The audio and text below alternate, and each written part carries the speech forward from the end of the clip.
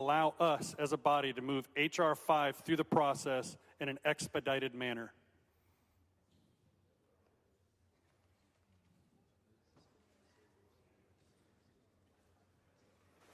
Mr. Tinderholt, the chair respectfully declines to respond to your hypothetical question. Thank you, Mr. Speaker. My final parliamentary inquiry. Please state your inquiry. Is there any motion that I or a member can make according to the House rules that allows us to bring House Resolution 5 immediately to the floor for a vote? Again, Mr. Tinderholt, without being advised of the content of your resolution, the chair cannot comment on a hypothetical. Thank you, Mr. Speaker. Mr. Tinderholt, the chair would advise you to come speak with the parliamentarian regarding your resolution. Yes, sir. Thank you, Mr. Speaker. Thank you, Mr. Tinderholt. Mr. Turner, for what purpose? Mr. Speaker, good morning. Good morning. Parliamentary inquiry. Please state your inquiry. Am I correct that we just heard the governor's proclamation? There was a lot of noise in the chamber, so I wasn't quite sure what Mr. Haney was reading, but is that what we just heard? The clerk did read the proclamation. Yes, Great, sir. thank you. Parliamentary inquiry, Mr. Speaker. Please state your inquiry. So am I correct that Article 4, Section 8 of the Texas Constitution permits the governor to convene the legislature for an extraordinary session, and the proclamation, therefore, shall state specifically the purpose for which the legislature is convened?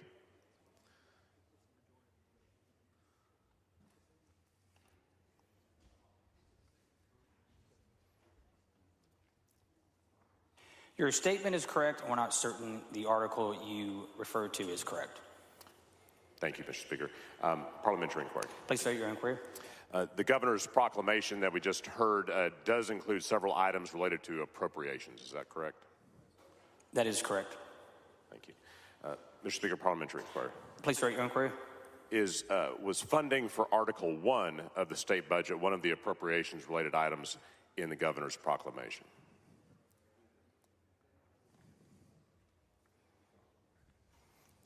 Mr. Turner, I do not believe Article 1 was addressed. Thank you. And last inquiry, Mr. Speaker. During the special session, is it within the purview of the legislature as we address appropriations related items on the governor's call, would it be within the legislature's purview to reappropriate funds from Article 1, including the governor's office, to other items in the state budget?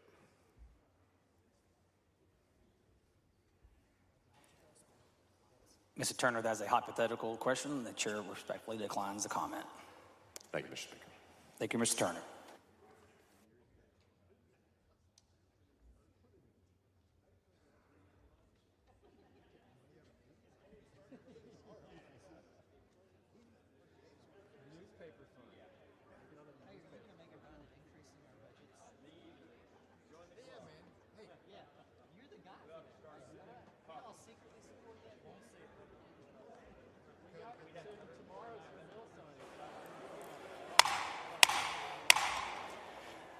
Members can have your attention regarding the schedule.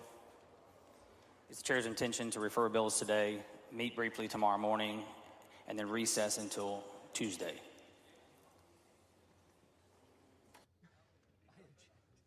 The following bills on first reading referral, the clerk will read the bills.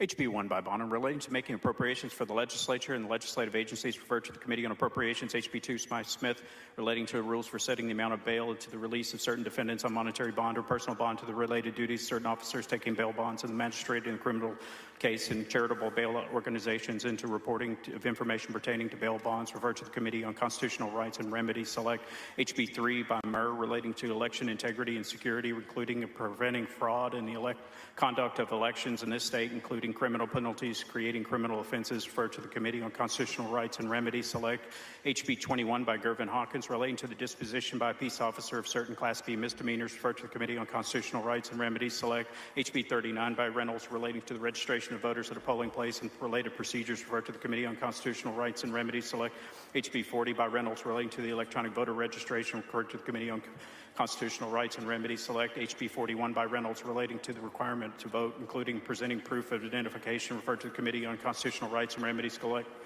HB 46 by Reynolds, relating to the automatic voter registration on insurance and change of a driver's license or identification card by the Department of Public Safety, referred to the Committee on Constitutional Rights and Remedies Select.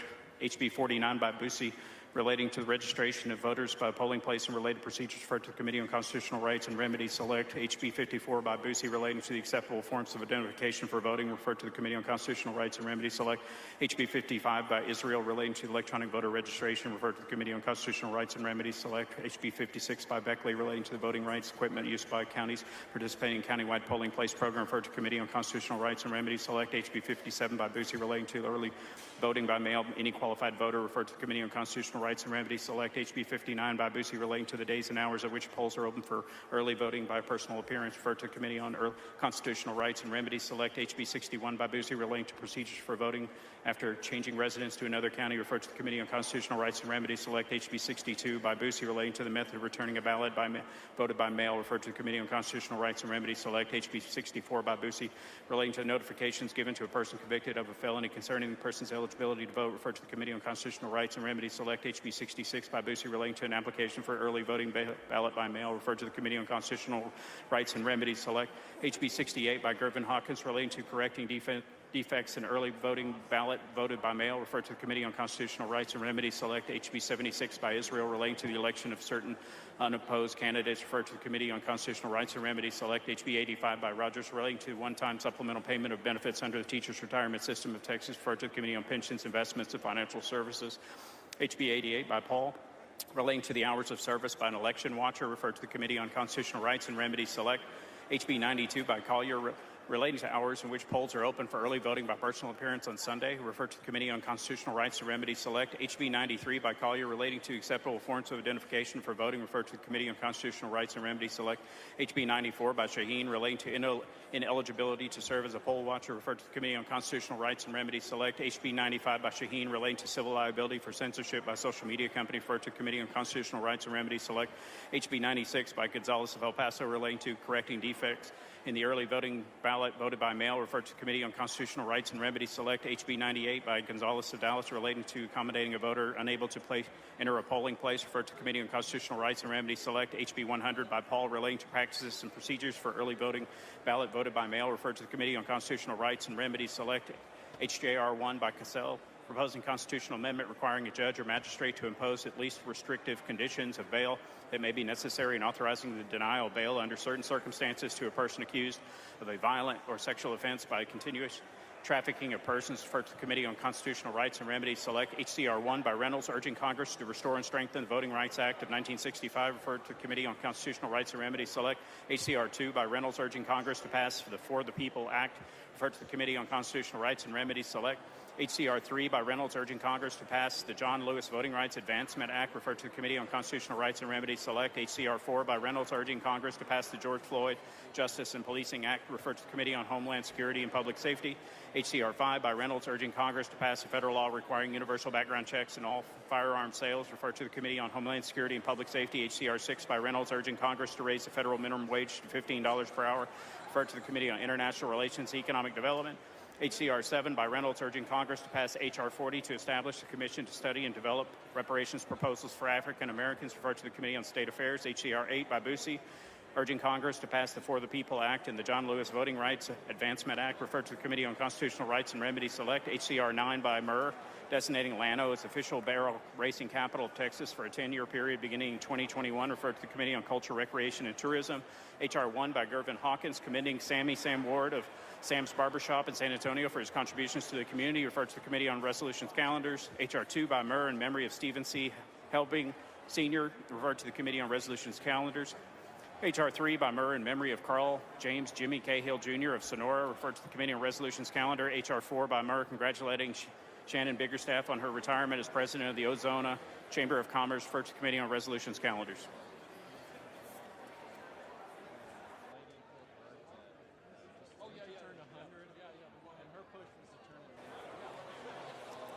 Mr. Metcalf moves the House adjourns on 10 a.m. Friday.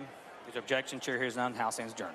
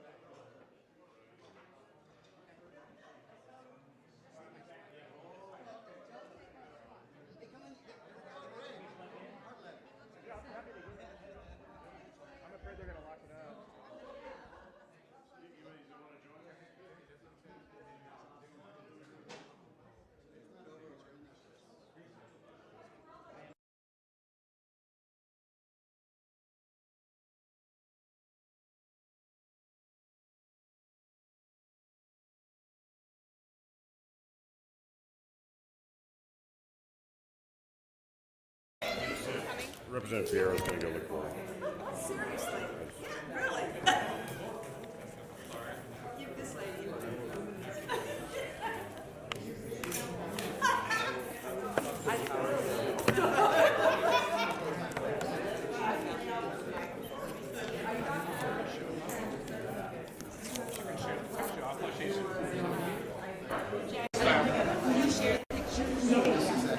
And I'll take some of it next week.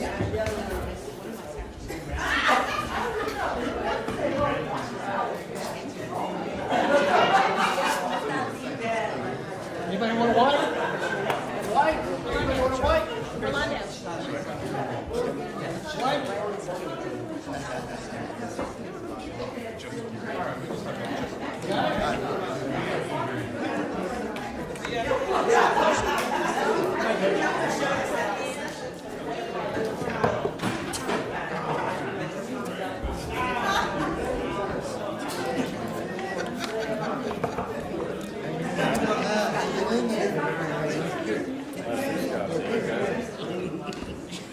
Y'all gotta turn sideways.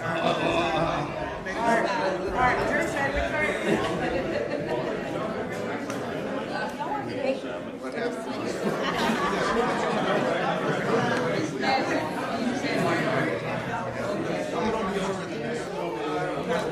Okay, you can stand next to me. Stand there, so as long as you put on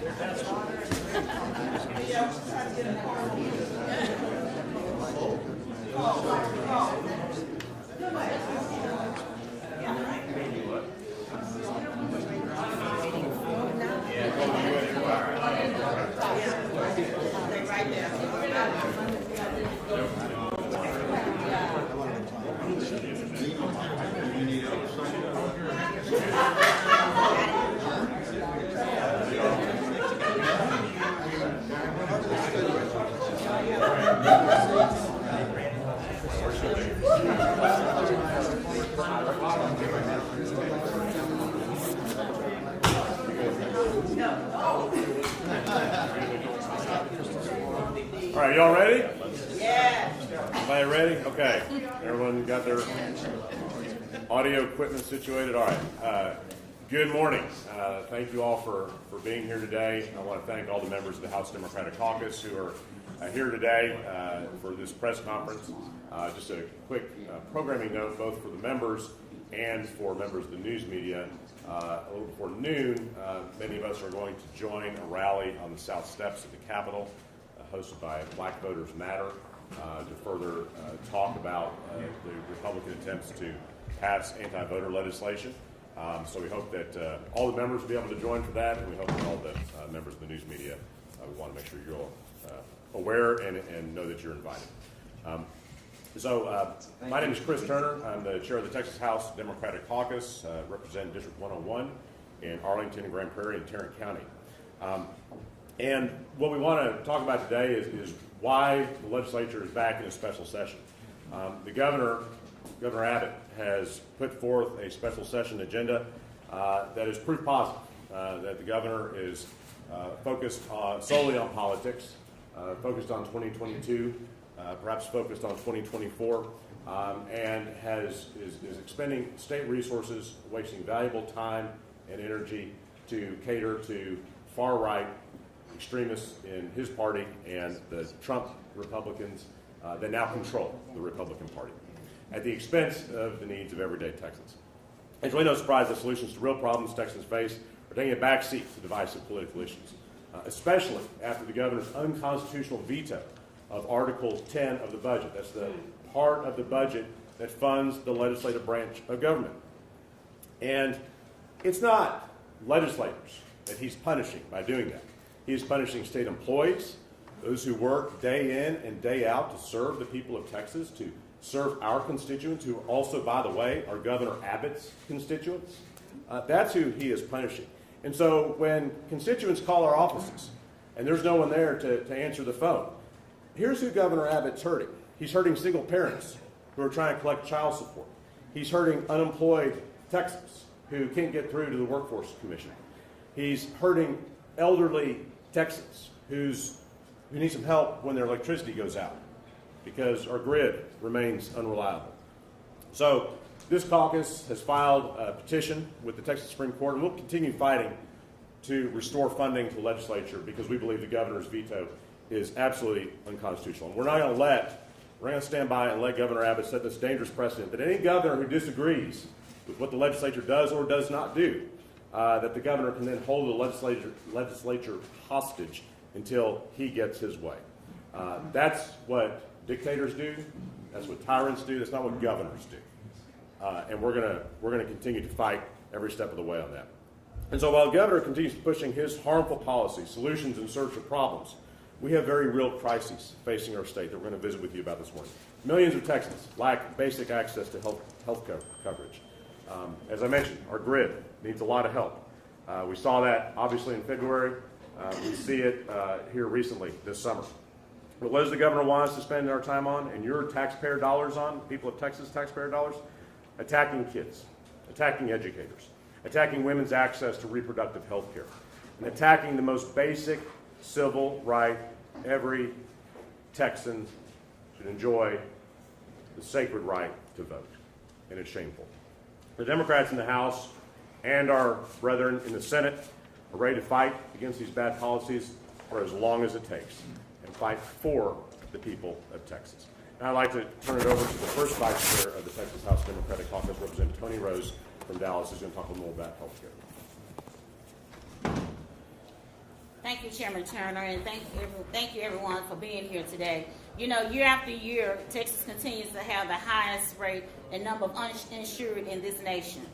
And so, in fact, 1 out of 5 of our neighbors lack health care coverage.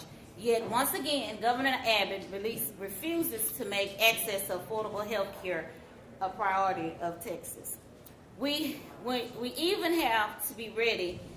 We even have ready-made solutions in this crisis. Texas can join 39 other states who've already expanded Medicaid. Doing so would mean access to affordable coverage for over 1 million Texans. So it would save lives, improve health care across our country, and provide equity across our state, and save our state and local governments and Texas taxpayers billions of dollars. Republican governors in states across our country have put partisan politics aside and expanded Medicaid. And it's the way past time for Governor Abbott to do the same. If we've learned anything during the pandemic, it should be that every single Texan needs access to life-saving medical care. More than 40,000 of our neighbors have died of COVID-19. Vaccine distributions has plateaued in our state at around 40%. And during the regular session, all serious attempts for COVID-19 relief and recovery were blocked. Every step of the way. We had many bills filed, but it was blocked. Since we're here, let's do something to change that. Let's address the coverage crisis, our health care crisis.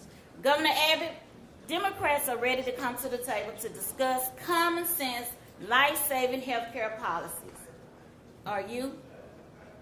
So at this time, I'd like to turn it over to the chair of the Texas Legislative Black Caucus, Representative Chair Nicole Collier, to talk about meaningful criminal justice reform.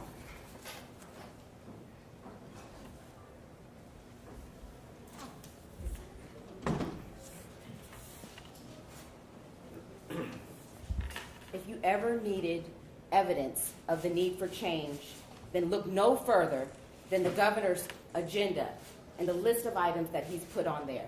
They show you his truth. They show you what the priorities are for the Republican-controlled legislature. And let me tell you this. We're here because we're about building bridges, not walls. We believe that everyone is innocent until proven guilty.